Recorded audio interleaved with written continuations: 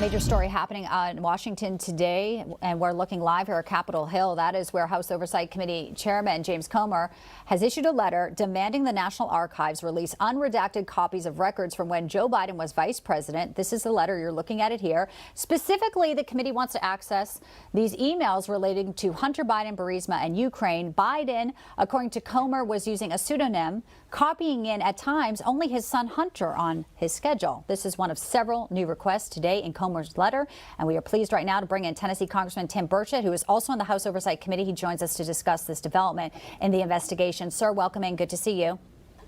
Great seeing you, ma'am. Thank you for having me on.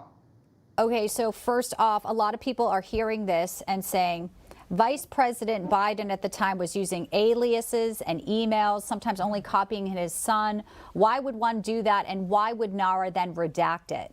Of course, you do it to hide your identity, and you're doing something illegal, and that's exactly what he was doing. You've got over $20 million in transactions from foreign countries, China, Burisma, all these other crooked agencies and groups, and some of those people are, in fact, on the run now. So it really it tightens the noose, and that's why you're seeing Democrats, at least privately, pulling off of President Biden, knowing that they're probably going to be running the governor of California in 2024. Let's talk a little bit about the records. Comer told us last night they're being blocked in some way for the financial transactions. Here's what he told our Rob Schmidt, and we'll get your reaction after. The one thing they keep saying is, well, you can't prove Joe did anything wrong, which I would argue that's not true. But at the end of the day, there are bank accounts that we believe paid for many of Joe Biden's everyday living expenses. And those are the accounts that they're blocking us from. I mean, that's the power that, stonewalling. But is it Joe Biden, or is it Robert L. Peters? Is it Robert Peters, Robin Ware, J.R.B. Ware? There's a lot of aliases here.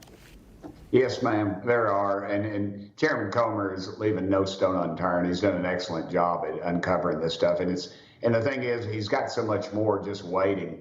At some point, you got to ask yourself, though, when is the crooked Justice Department going to, in fact, bring justice into the equation? You and I do $600 worth of sales on eBay, and we get a letter from the IRS. Man, there's no proof that he's even paid any taxes on this. That's how they got Capone. He murdered people, St. Valentine's Day Massacre. I mean, clobbered some guy with a baseball bat. Never got in trouble for that. But what he got in trouble for was tax evasion. And when you have 21 different LLCs and bank accounts in phony corporations that paid the exact amount that was paid into them back to the Biden crime family, it's a pretty clear track record of what went down.